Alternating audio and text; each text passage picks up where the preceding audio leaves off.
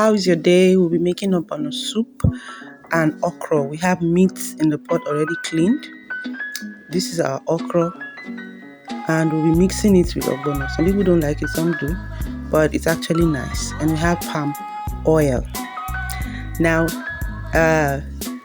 the soup is actually okra soup, but we are just adding the ogbono to make it thick and make it nice.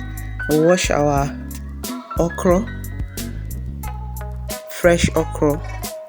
Okra is very healthy. It's low in calories and it's very good for diabetic patients. So we'll be slicing our okra. You can grate yours, but I choose to slice because of the kind of soup I'm making. When you grate your okra, it makes it very slimy. So you can just chop it to medium size or small sizes if you want. And this okra has been in the fridge for a day or two, so it's kind of half frozen, half not frozen. But then we're going to be chopping this okra and putting it in the soup. So it's like 50% ogbono, 50% okra. It will make the soup be plenty and make it last longer because this economy is well.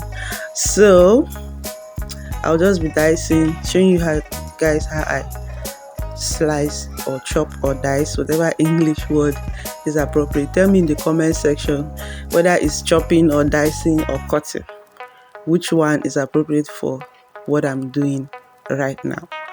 So this ogbono soup, the method that I use, that is what I want to show you. You'll see later in the video the method that I use to cook the soup. Is a very simple recipe, nothing to it. So you just chop the okra to whatever size. You can resize at any time. Like I said earlier, you can grate it but it's going to make the okra much more slimy. And you know our ogbono is already slimy, so I want to avoid that. Please share and comment and like and subscribe to this channel so we can do more cooking videos. We have so many soups, so many recipes to share with you, and your subscription will encourage us.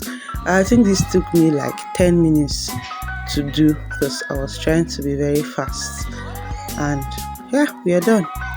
So we'll go back to our meat. I added pepper, onions, maggi, salt to the meat. Now this is a trick I use.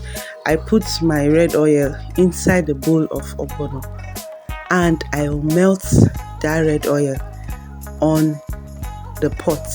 My pot is on fire. There's meat inside that pot, but I'm melting the red oil and the ogbono together. Meat is almost done, so I'll just take out the meat and then put the melted ogbono, like the oil and the ogbono will be together as melted. That steam from the pot will melt the red oil and the ogbono together. So when I add it, it's going to be very slimy. I like this method because it doesn't consume much red oil. I've added the okra. As you can see, the soup is very thick. This is what I'm going for. I can then add water to the quantity that I want. My meat is in the pot. I left the meat in the pot because I want it to still cook more and be softer. So I added water, I added maggi, seasoning cube, I added salt, and the soup is ready, guys. It's still very slimy despite the fact that I added water, and it's fresh. I'm going to be turning off my gas, and that is all for this video. Please like and share.